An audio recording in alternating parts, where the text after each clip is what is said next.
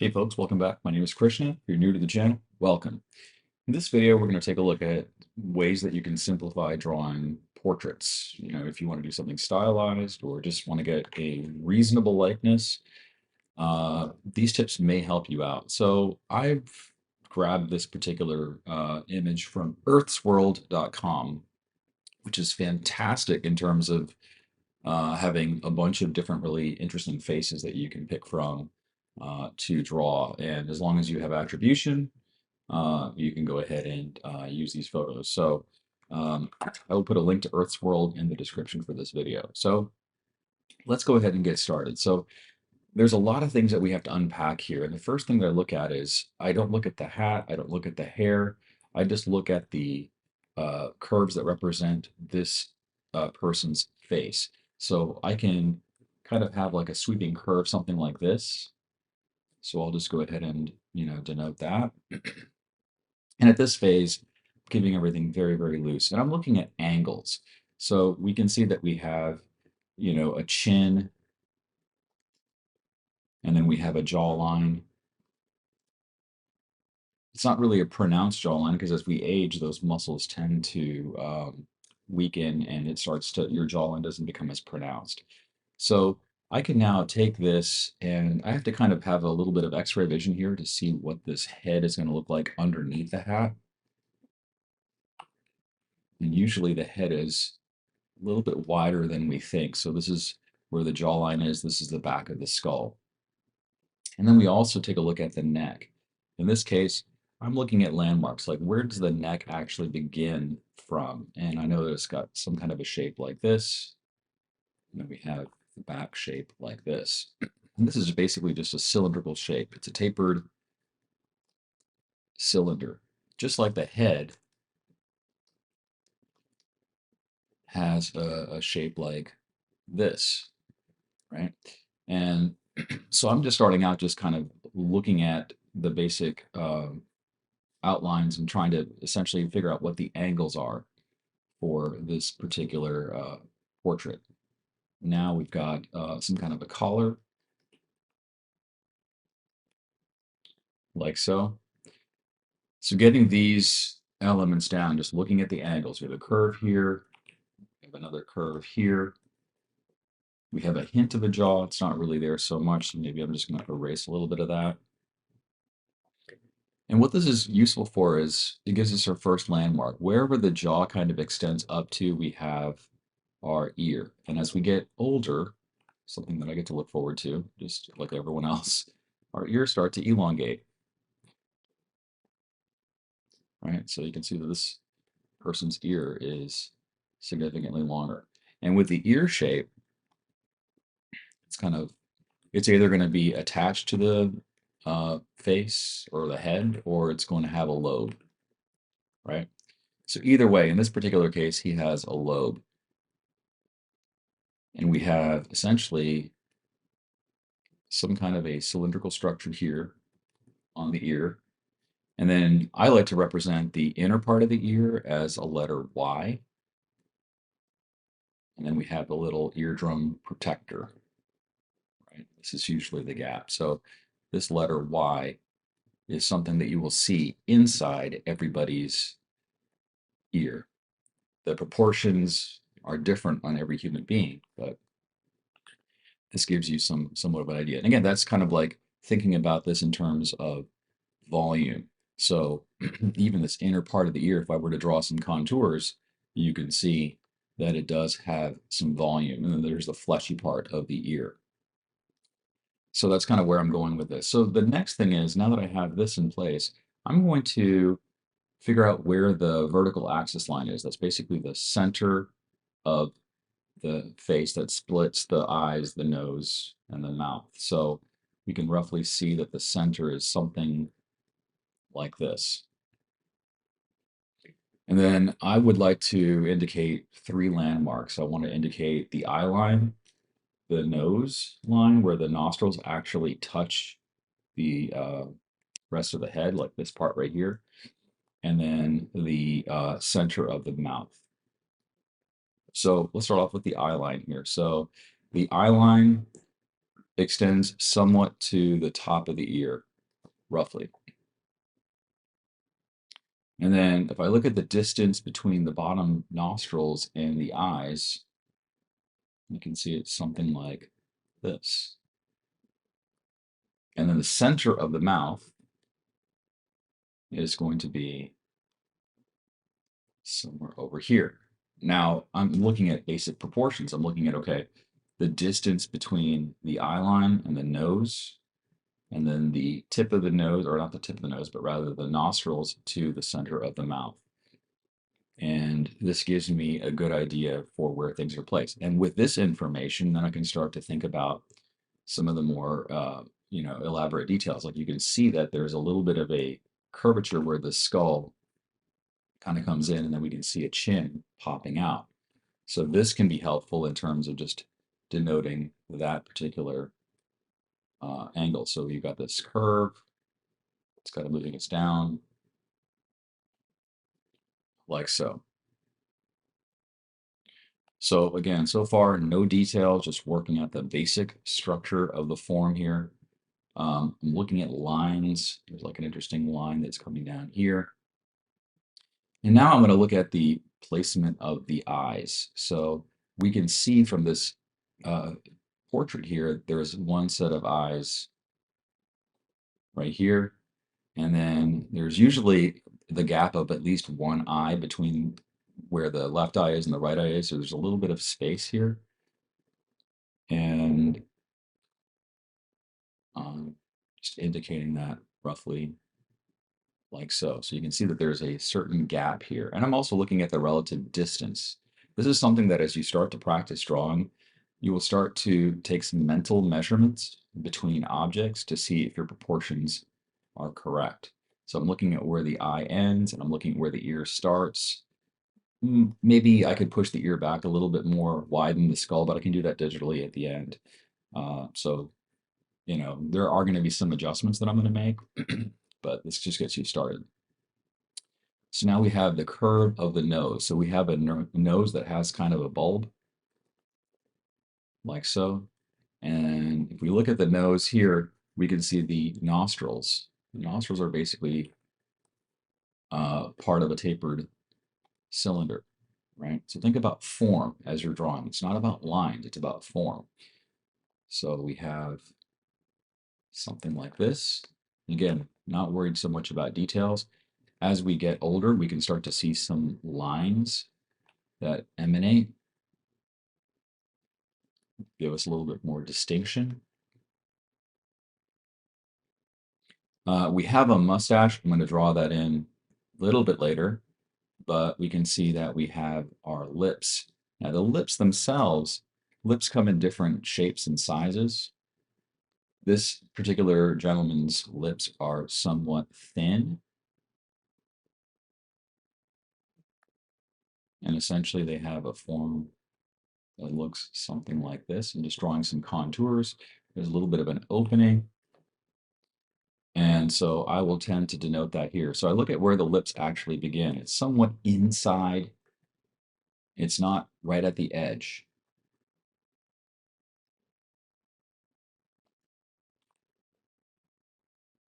I'm always looking at the reference and checking to see how things look. Here, the bottom lip is a little bit thinner. And then we have an area underneath the chin. There's a slight crease there. And then we can see that there's some roundedness on the actual chin itself. And then we can see from where the mouth extends, there's actually some type of a curve that goes down like this. So far, still haven't drawn the hat. I'm drawing through the form using my X-ray vision. Not really, but looking through the form to get an idea of how things are going to shake out. So now that I have that in place, now I can think about the hat. So again, using that midpoint, which is roughly right here, we can see that there's a little bit of a curvature, and the hat actually kind of is a little bit above the ear. So let me just extend this up a little bit. I'm going to move the hat up. This is the dome part of the hat. There's a curve here. There's another curve here. And the actual bill of the hat, I would draw this on a separate layer. So I would first of all extend this line out and then follow this main curve. So you can see I'm kind of drawing through the eyes here. You can always adjust that. So I can just maybe move that up into position. And this allows me to make some corrections on where that hat is going to be. So this can be helpful if you actually use your layers. You can easily make edits and adjustments. So now we have the basic structure of this gentleman's head. And if you feel comfortable, again, layers are free. You can use as many layers as you want. That's what I'm doing here. I'm just making a new layer because if I ever need to change something or if I make a mistake, which I will, I can easily go back and delete that layer and start over again. And that's just part of the process. Don't get upset if you have to do it multiple times. With practice, you will get better. I promise you that. So we have the shape of the lenses here. Notice how this lens here kind of extends outside of the head. All right, and then got some ridges. I'm not going to put the logos and other things like that. I care more about the actual head structure here. So this thing is drawn with some form. Let's go back and render that ear. So we have that little divot that kind of protects the ear from direct damage. We have this cylindrical structure. We have our letter Y. And that little letter Y kind of curves on the inside. I'll just fill in this space with that dark value. Maybe it's a little bit wider, like so. So you can always use your lasso tool to cut back, trim areas that you don't need. Okay, now we're going to go ahead and render the mustache. We're going to put the pupils. We're going to render the hair. I like drawing characters that are not, what I would consider to be classically beautiful because they just are way more interesting to draw. And so this guy has white hair, so my lines for his hair are going to be very, very light. Not putting any pressure on the brush. And then I'm looking at the shape of the hair here. It somewhat kind of extends. If I were to squint my eyes, this is the rough shape of that hair. And our hair is attached by way of roots to the scalp. Certain parts might appear to be a little bit darker because they're covered in shadow. And then I can always draw some extra lines for those little strands of hair that are not necessarily conforming to the overall shape. Some of them are going to curve, but the idea is I'm using a lighter pressure to draw lighter elements. And that's a really important thing. When you're drawing digitally, you really want to think about the pressure that you put down, and you want to make sure that your tablet has its settings in such a way that you can get really thin to really thick. In this particular example, I haven't really switched the size of the brush. I'm controlling the line width through pressure. Okay, so now that I have that, we have his eyebrows. You can see a little, he's got like almost like a penciled eyebrow here. And then his mustache again, using a really light value. I'm going to follow the form like so. He does have some wrinkles underneath his eyes.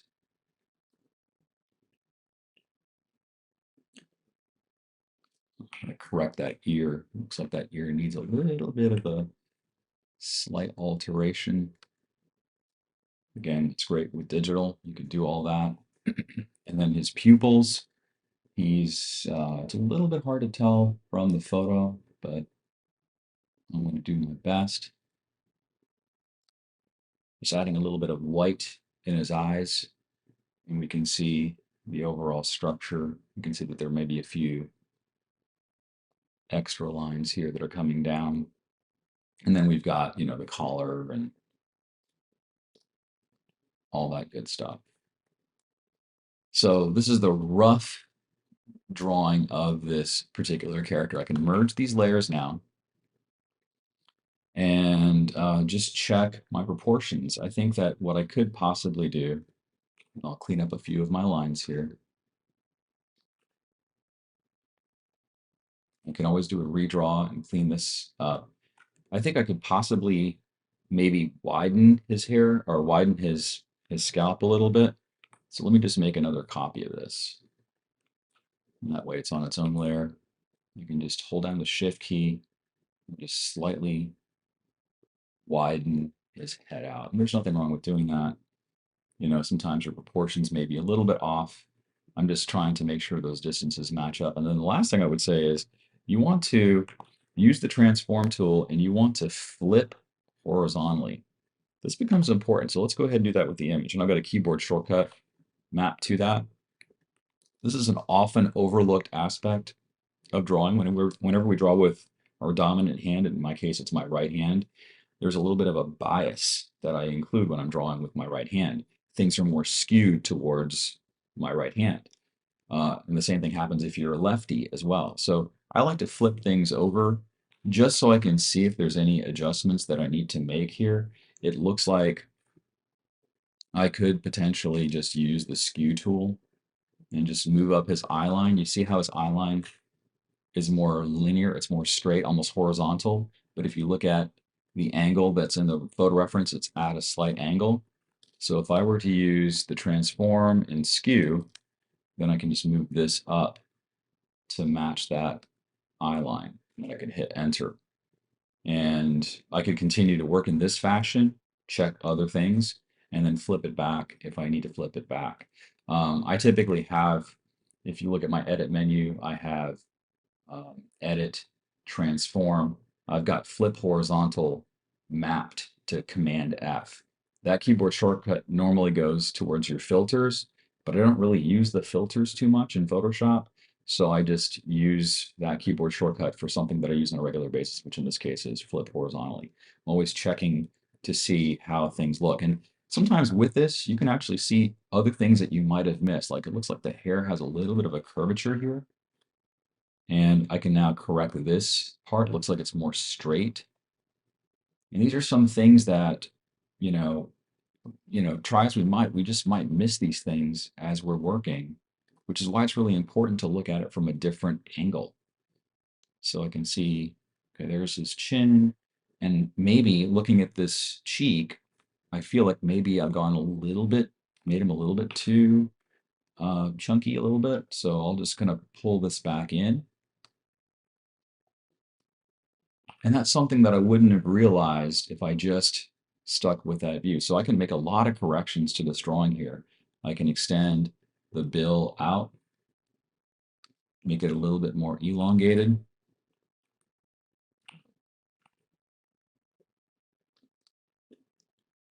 And I think I need to add a little bit more curve. Like maybe it's too curved here. I think I can just probably do something like this, where the curve is not as sharp. Now those are little things that I think about when I'm actually drawing, but I think they can be super helpful. And there's a slight divot on the hat. Looks like there's a little bit of a part where the hat's maybe not fully puffed up in that particular area. And of course, he's got the gap here for his mouth is kind of open.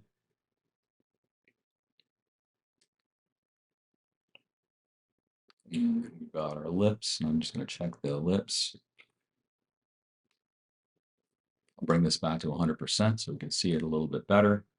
So we have this rendering here of our guy. I haven't added any shading information or anything else like that. This is just primarily looking at drawing a figure and using those horizontal and vertical axis lines to help us with placement. And it also gives us a sense of proportion. Let me just fix this part right here. There's the line that comes down like this. Of course, he's got some other wrinkles and stuff. Those are extra details that come in towards the end. He even has a few little, spots, etc. But this should get you most of the way there. So start simply. Try to identify the primary curve of one side of the head, and then look at the angles for the chin and the jawline. Those are your landmarks. And when you're drawing characters that are wearing hats, try to use your imaginary X-ray vision to imagine what is underneath that hat. So you can see that maybe his scalp, there's a little bit of a gap between the top of his hat and his hair. Maybe the rest of his hair is kind of bunched up, but we're not really we're not really seeing that. So now I've got something that I feel like if I want to go back through and clean this drawing up, I can certainly do that. I can add his shoulders and I can do all the other stuff that I need to do. I can potentially shade it if I want. And kind of render this out. So I hope you found this video to be helpful. If you did, please give it a thumbs up so more folks can find it. Portraits can look intimidating if you just start with detail, but if you look at underlying forms and you establish landmarks, I think it can make it a lot easier to approach. And I know you can do it. I'm excited to see what you develop, and thanks so much for watching, and I will catch you in the next one.